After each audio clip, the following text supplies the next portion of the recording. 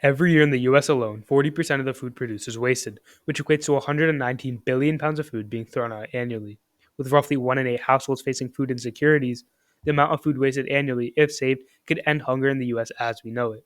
A key factor contributing to this issue is people forgetting about food that they store, leading to that food spoiling.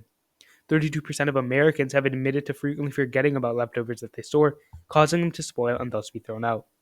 Another common case is consumers eating leftovers that are spoiled as they can't determine the status of the food.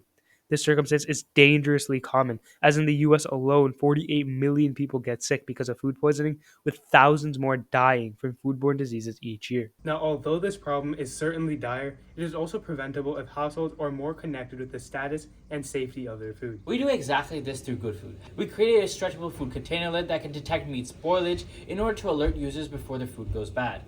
We decided to specifically detect meat because it's the hardest to determine if it's spoiled and poses the greatest risk to one's health if it's consumed while spoiled. Additionally, in leftovers, the meat is the first component to go bad, and when it does, it cross-contaminates the other ingredients, thus making the entire leftover unsafe to eat. When meat spoils, harmful microorganisms release gases known as VOCs. Within the VOC family, we target a group of gases called volatile basic nitrogen. By measuring the total volatile basic nitrogen concentration, or TVBN, we're able to determine if the food is nearing spoilage or is spoiled. We can measure this gas by using a tin oxide gas sensor called the MQ137. Here's a quick demo for product. First, you would open the lid and then put in your leftovers. Here, we put in some spoiled fish. Then, after closing the lid, we let the gases build up for a little bit, and then eventually the light will turn red, thus indicating that the meat is spoiled. We use a threshold system. If the TVBN concentration is between the nearing spoilage range, an LED on the container will turn yellow and send a notification to the customer's phone stating that the leftovers should be consumed soon. Once the concentration exceeds the spoilage limit, then the LED will turn red and notify the consumer, indicating that the food is spoiled. We figure out the mass of the meat by using an ultrasonic sensor, which emits sound waves and will measure the volume of the container before and after the leftovers have been placed. Since most meat types have a density around 1 gram per cubic centimeter, by calculating the volume, we can find the mass of the meat. The sensors will also be enclosed in an aerogel insulated housing for better performance in environments such as a refrigerator. By repurposing existing technology with the MQ137 sensor, we're able to achieve a low production cost of $18.67. And by using a direct-to-consumer business model with a retail cost of $25, we're able to achieve a profit margin of 34%. GoodFood's competitors account for alternative meat spoilage detection companies such as Black Bear, Albi Smarterware, and Food Sniffer. However, they lack accuracy and versatility. GoodFood's superior accuracy and versatility comes from its unique and thorough approach when detecting spoilage.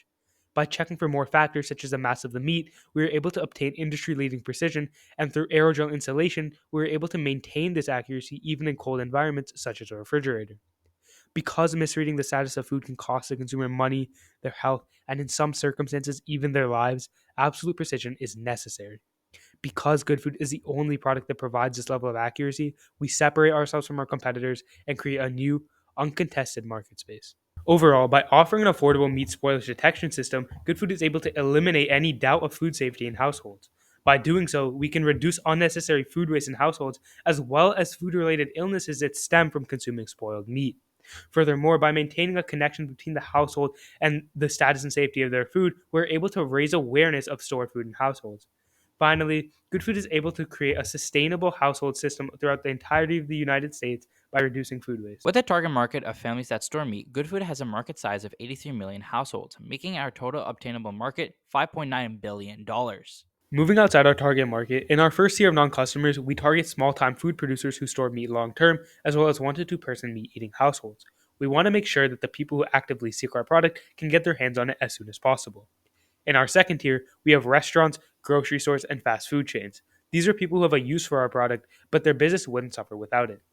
We want to target these people in our second tier as they account for a lot of the food that is being stored in households, whether it is raw meat or leftovers. If we are able to get our product in their hands, we will be able to ensure that more food going into households is safe to eat. Lastly, in our third tier are people who don't consume meat.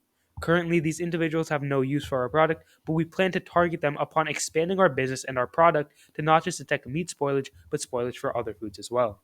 Our next step is to get funding through investors and grants. We'll then use this money to obtain mass spectrometry laboratory testing space to test our product. From there, we'll transition to getting pre orders and finally releasing our device.